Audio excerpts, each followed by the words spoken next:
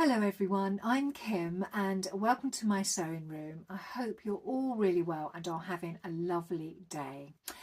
My video this week is really a continuation of last week. So I have been flitting from one project to another and I have been doing a lot of hand sewing, and the reason for that is because if you've been watching me, you will know last week my husband trapped a nerve in his neck to his shoulder and he found it so painful that the only way to relieve or take the pressure off of that nerve was to lay down. So he took to his bed and he has basically been waiting for the nerve blocker to kick in. So he was in bed for about 3 days. So those 3 days, normally through the day I work from home and I would usually come up into my sewing room in between clients and just do a bit of sewing here and there.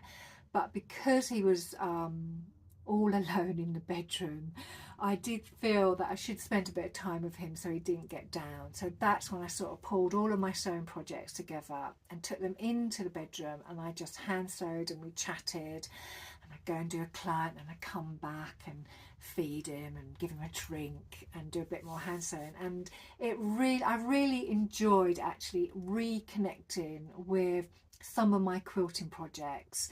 So I'm going to cover those in a moment, but later in the week I did manage to get back into my sewing room and I finished this shirt, the B6747. Now I have made a few of these because at the very beginning of the year I set myself 2 goals, and one of them was to get better fitting garments this year and the other was to make a dent in my fabric stash. So this pattern I revisited and resized it so it fits my body shape as it stands now. And I've also, I wouldn't say forced myself to look at my fabric, but I really did need to reconnect with my fabric. And actually I've really enjoyed it, just pulling fabric out and envisaging what I'm going to make with it again. So it has been quite a nice process.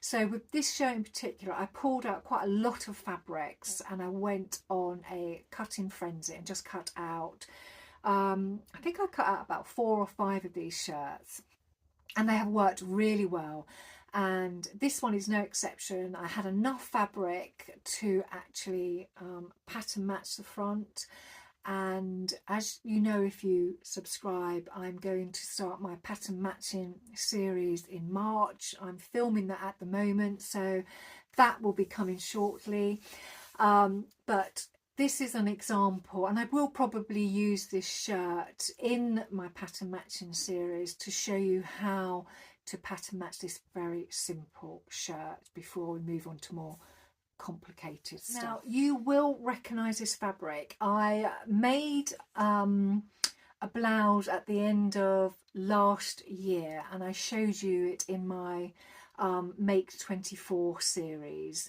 and I really like this fabric so much that when it came up again, I bought the original lot as a remnant from Sherwood's and I managed to eke a blouse out of it. And it came up again and it was being offered by a different fabric supplier. So I bought it because I really do like this fabric and I really wanted to make this shirt. And I managed to get some and it arrived and I've made it up and I'm so pleased with it. It's such lovely fabric. So it's a cotton lawn and it's got cats on it. I'm a real cat lover. It's got cats on it and it's got this indigo blue background.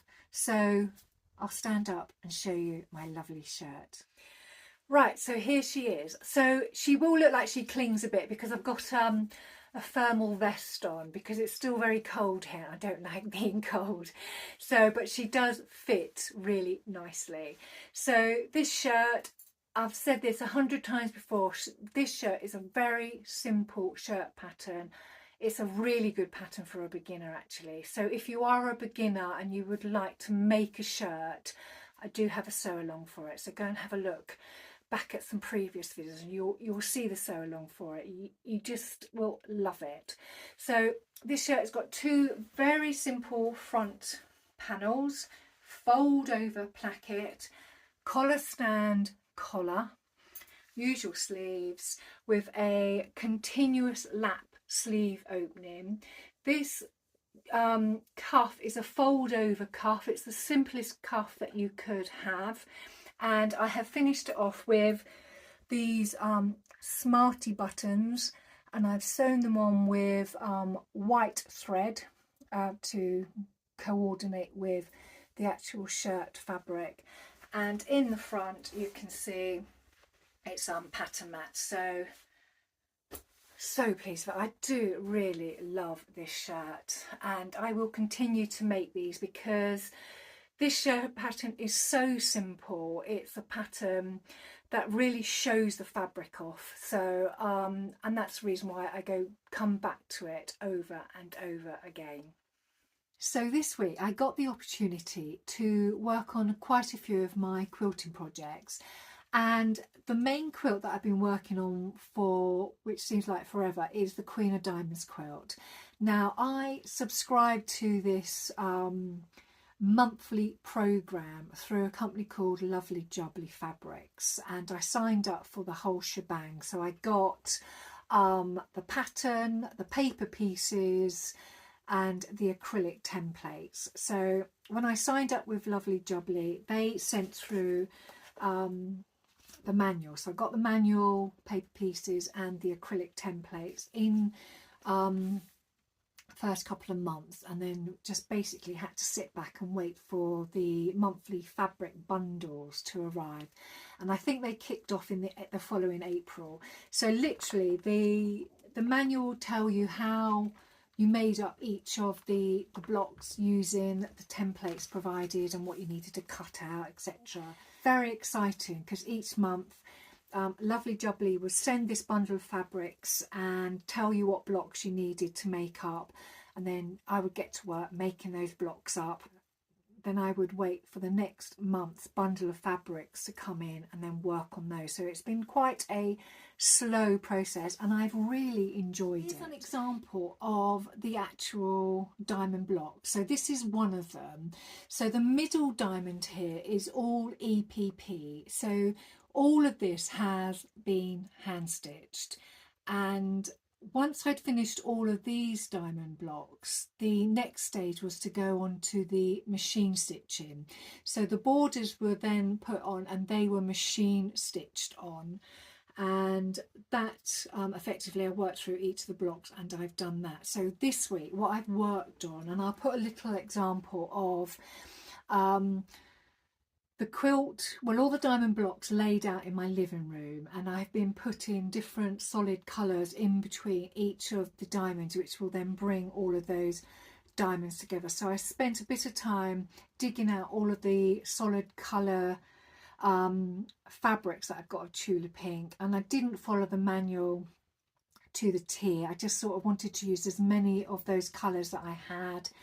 Not only just those supplied by Lovely Jubbly, but some that I had in my scrap box, just to use up more colours and keep that vibrancy of the quilt going. So I set about laying it all out in my living room floor and literally just put the colours in between each of the diamonds, playing around with them until I was happy with my colour selection. So this week what I've done is I've actually started adding the corner blocks. Now I say corner blocks, but I've only done one.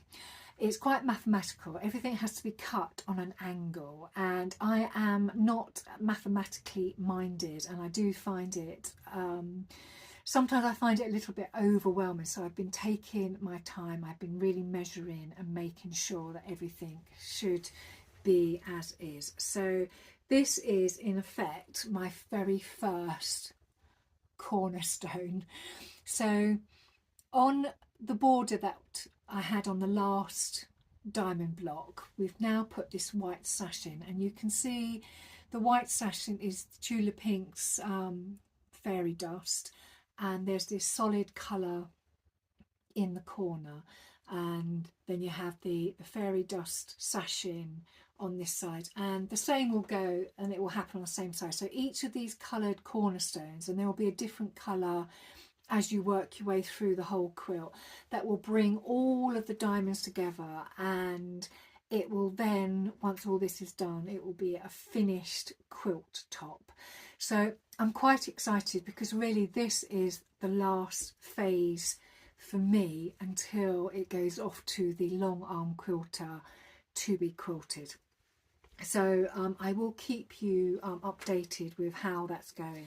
The other thing I've also been working on is another slow quilting project, is the Raindrops Are Falling on My Head quilt. So I have been making a few of these little rosettes, so I've made a few more up, and I've put the little green diamonds. I seem to have a thing for diamonds. I put the little green diamonds around each of the rosettes, and I've also been making these tiny little pieces of fabric wrapped around paper piecing to make up these. So these are the corner, effectively the corner blocks that will then bring all of these rosettes together. So they will go basically on the corners there, and then go like that. So these blocks will bring them all together. So I have been working on lots of these little we can't call them stars because they've only got 4 points, but they're, you know, corner blocks. So I've been working on those. So and they've been a bit fiddly because they're really tiny. But then again, this is a real slow project, and I know I will get to a point where I think, oh, I've had enough of that, and I'll just put that aside and I will come back to it further down the line.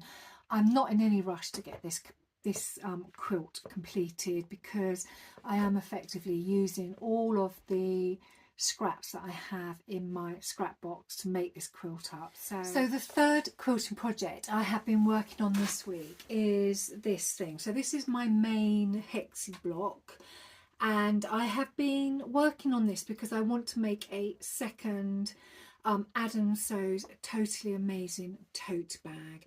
So I have been cutting out various pieces of fabric and sewing up blocks, and this will get added onto the main block. I've got one there, I've got another one here, and this block just keeps on growing, and I'm nearly at the size needed to make a second one of Adam's tote bags, and I really want to get it finished before the summer. And as you can see, it's all made up in different colours of green, and I just think it's going to look absolutely gorgeous. So I'm very excited about getting that done. So I have had a lot of fun this week doing my hand sewing, and also spending time with my husband whilst he's been recovering. And because I have spent quite a lot of time with him, been playing on my phone, and unfortunately I went on a bit of a spending spree. Smile on my face because I have been naughty. I didn't buy any fabric, so that's a good thing, but I did invest in some presser feet for my machine. One of them that I've wanted for a while, and the other one I didn't realise I wanted until you, one of my subscribers, actually mentioned it. And I had mentioned before, when I was making up my tennis pink corduroy jacket, I had real difficulty putting in some of the buttonholes, because obviously some of the fabric can be a bit bulky, and when I was doing the buttonhole it just would not go in.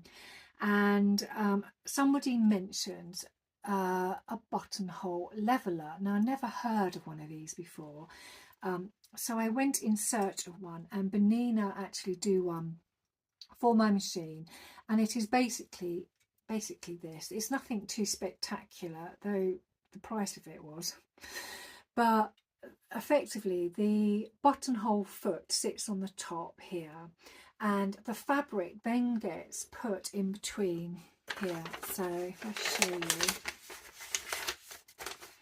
so the fabric will just effectively go in between this leveler, and the buttonhole foot goes on the top, and this just enables you to work with bulky fabric. So when I'm using things like denim and corduroy and I want to put a buttonhole in it, and I'm going across some fabric that's probably a little bit bulky, because I know instantly that a buttonhole won't work if the fabric is too bulky, this hopefully will eliminate that problem. So I'm yet to give it a go. So I've got that in readiness because I really do want to improve on my buttonhole sewing. And the other foot I bought was this. Now I have been looking at these for quite a while, and there's lots of different types out there, and I've decided on this one because it's a bit like a zipper foot, and you can work the needle either side. It has a gauge on it which can be removed, and I thought this would be ideal. And the reason why I wanted a Teflon foot was because this works really well on things like vinyl, and I would really want to maybe make a few more bags this year, some project bags, that sort of thing. And I had noticed when I've been using vinyl before in the past that my normal foot gets stuck on the one, it doesn't run smoothly over it. So I decided that I would invest in one of these. So hopefully this foot will cover all issues that I might have when working on material that's probably a little bit more stubborn to work across. So I've got that foot as well. So they're my two investments that I've made for my machine.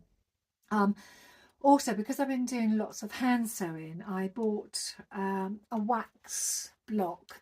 Now I did have a wax block before that I used, but I found that over time it started to dry out and the wax has become really quite crumbly. So I bought this one so that I can run my thread through it, so when I'm doing my hand sewing it limits the thread getting knotted up, and it does work really well. And it comes in a nice little plastic bag, so what I do is when I use it I just literally pop it in the bag in between using it, just to make sure that it doesn't dry out. So I've got my little wax block there, so I keep that with my hand sewing. And the last thing I bought is a knitting gauge. So I've got one of these already, but I haven't got one with the squaring, and this is for when you make tension swatches up for your knitting. And I really want to try and get back into my knitting this year. I do have a summer cardigan that I was knitting last year, but I came across a problem with the sleeves, and I do need to revisit that, and I probably will. But I thought I'd get one of these so I can start knitting up sample tension swatches to make sure that whatever I do decide to knit going forward, I've already got this in place to get going. So I think for today that is it. It has been quite an eventful week. I've really enjoyed doing my hand sewing.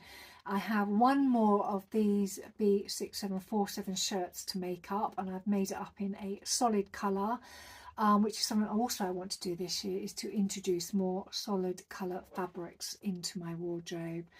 And then I'm going to start working on some seaforth pants, because I've got 5 pieces of fabric cut for 5 pairs of seaforth pants. And then I have my pattern match series coming in March. So lots to look forward to. So I hope you've enjoyed today's content. And if you have, give me a thumbs up. And if you haven't subscribed, it'd be lovely if you could. And I will see you all very soon. Take care. Bye.